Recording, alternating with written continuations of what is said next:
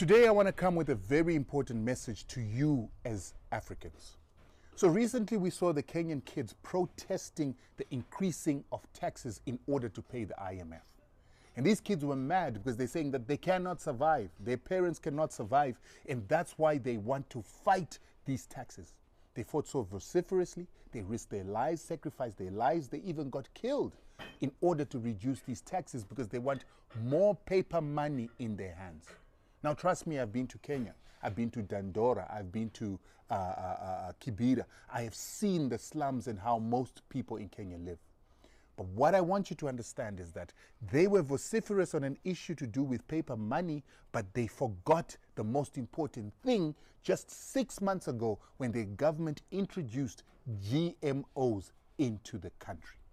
Now, you need to understand that, yes, the tax issue is a problem. For a country to be milking its people in order to pay the IMF, that's slavery. But trust me, that is not compared to what it is that the issue of seeds is. This resource, seeds, is the most important resource in the world. It is the most important resource to humanity, animals, and life. Water, food are the most important things because when you have those, you can survive. But what happened in Kenya 6 months ago is they allowed the introduction of genetically modified seeds for cotton and maize. What the Kenyan people and these Kenyan youth did not understand is that their government had just signed them into food slavery and into death. They also didn't understand that the government had signed them up for a biological warfare together with a chemical warfare, because the chemicals that go with these GMOs are ones that cause cancer. And if you look at the cancer index, the countries with the highest cancer rate and the highest cancer death rate in Africa, Kenya comes number 4 after Zimbabwe, that eats GMOs from South Africa that are laced with glyphosate that goes hand in hand with the GMOs. Second is South Africa, followed by Malawi, and then Kenya. I've actually ignored the Union Republic that comes tops, but their death rate is lower than the 4 countries that are spoken about. Now, the Reunion Republic, you know who colonized the Reunion Republic. Those people kill Africans. You know this. So the fact that the Kenyan children did not find it important to rise up when they were being put into food slavery by GMOs, that when you plant it this season, you cannot replant it next season because it has a genetic use restriction technology.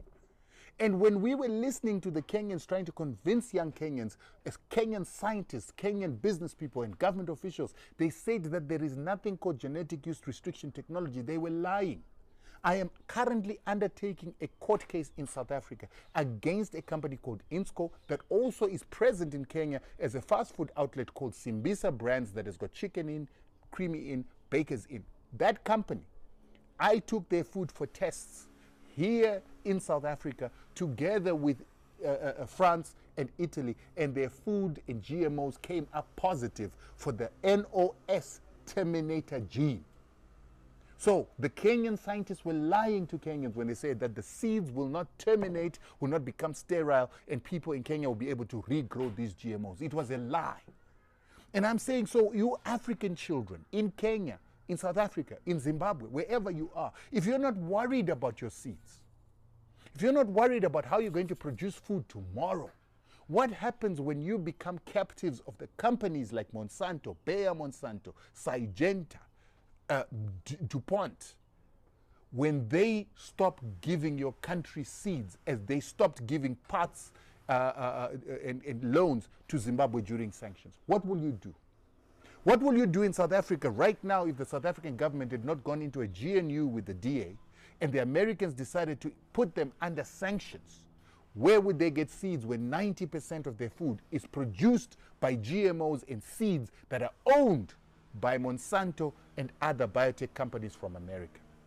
Besides that, these GMOs are known to be engineered to actually have ethnic diseases. Hence, you will see that there's a current study in America that was talking about the increase of diseases with the use of GMOs and glyphosate.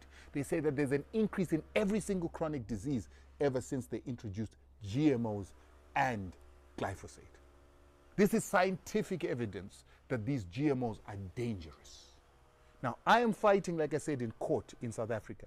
This company called Insco, owned by a Greek gentleman in Zimbabwe, came to South African courts to try and shut me up through the courts. They left Zimbabwean courts where they are selling the illegal GMOs. It's illegal to sell GMOs in Zimbabwe without government approval. They're selling these GMOs that are filled with glyphosate, came to South African courts. They know they're breaking the law in Zimbabwe, and they tried to use the South African courts to silence me. But why did they come to the South African courts? They believe that because the South African courts are manned by white people, the white people will have a vested interest to shut me up so that we as Africans can again be put under food slavery. The same thing you're fighting in Kenya. You're fighting against debt slavery, but debt slavery is nothing compared to food slavery. And when they came to the South African courts, we have been able to stop them from shutting me up, from whistleblowing. But while I'm fighting them, the lawyers that I was using were approached. My first lawyer, my first advocate was approached, and he began to give evidence against me to this big company, because this company is huge. Not only that, they have now gone to my second set of lawyers, who were Edward Nathan Sonnenbergs, and they have presented, they got a group of women to present something that I said on, they said I said on social media, and then that was the reason why this company called Edward Nathan Sonnenbergs has withdrawn its service from me. What I said was not illegal. It should be protected by free speech. But remember, Edward Nathan Sonnenbergs and most of the law firms in this country are not African. They are not here to serve our interests. So they would deny me services, legal services, yet they represent EOH. EOH is a company that was implicated in state capture and getting billions out of some of the shady deals that happened there, and they ended up paying a penalty. They represent people that were involved in Marikana, people who were involved in the deaths of people during Marikana. They represent those. They represent South African banks that deny and discriminate against black people and actually do not give them loans at the same price as white people. This law firm has got no problem representing those people. Apartheid criminals have representation in South Africa, but they will cancel me for an allegation that I said something distasteful, not illegal, on social media. This goes to show you that this fight we're fighting is not our fight. I mean, this goes to show you that this fight that we're fighting is a very big fight, and we're all on our own. The other races are united in our destruction. The other races don't care. This is why this law firm would deny me services to actually stop a company from feeding Zimbabweans illegal GMOs and causing the pandemic of cancer that is in Zimbabwe. They will go and take sides with that company instead of protecting the women and children. And it is women who are the biggest victims of these GMOs in Zimbabwe. They're the ones dying from cervical cancer. They're the ones that are dying from breast cancer and other cancers. And this company let me go under threat by a Twitter women's group that said that they will protest if they did not stop giving me services. It's clear that the company that I'm fighting, that wants to continue to have the right to sell illegal GMOs and toxic foods to our people, it's a biological, chemical, and economic war. And you as Africans have got to start thinking about it. And I challenge you in South Africa, people like EFF, you want land, but the land is being poisoned by chemicals that need to grow with these GMOs. These GMOs are not natural.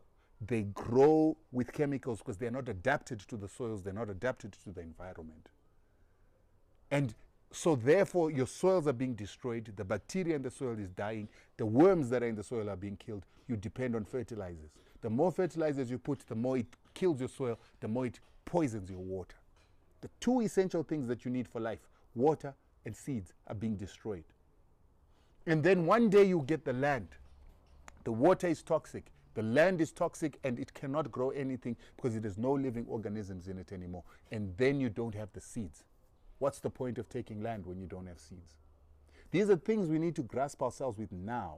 Otherwise, you are running the risk of doing exactly what our ancestors did when they sold their enemies into slavery, not realizing that by selling your soldiers of your enemies, the soldiers of your people, into slavery, one day you'll be so weak that you can be colonized and enslaved on your own continent. We're repeating that. And many of you hear me talking about these seeds, you don't care. This is millet. These are the most valuable resources, more valuable than gold and diamonds, more valuable than platinum, more valuable than iridium. It's these seeds. Because with this, you can feed yourself. Even if you don't have a job, even if you don't have money in your pocket, if you've got seed to put in the soil and harvest, you have food. If you've got clean water, you'll have water to drink, you will live, you will survive. Even if you don't have shelter, water and food are the only things you need for humanity, not paper money.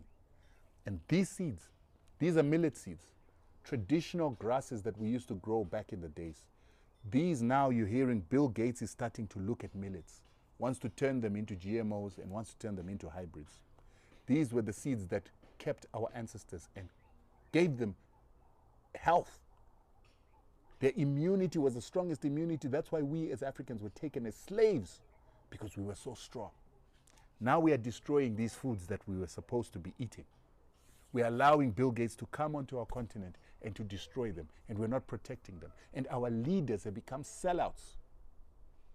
They are the ones allowing these GMOs and hybrids so that they make their citizens captives of receiving seeds every single month. But what our leaders are doing is exactly like what our ancestors did, is to sell our own people into slavery. But let me tell you, the moment you don't have any more seeds on your continent, you'll be like Europe, where tomato seeds now cost 60,000 US dollars for a kg, up to 400,000 US dollars for a kg. They allowed that to happen by allowing hybridization of their seeds, but they've got money. They've stolen from Africa so they can afford it. But can you in Africa afford seeds that cost more than a kg of gold? This is the most important resource, and every government should make this a priority to look after these things, particularly the traditional ones. Mung beans, another tradition from Africa. All these beans, this is what we used to eat. And I want to challenge you, Africans, to say stop protesting over stupid things and stop following these Gucci revolutionaries who don't understand what you need to do to survive for your tomorrow. Now, hashtag no to GMOs. Hashtag David versus Goliath. For those of you who want to follow my fight against INSCO, it's INSCO versus Rutendo. Let's unite. Let's fight these GMOs for our survival.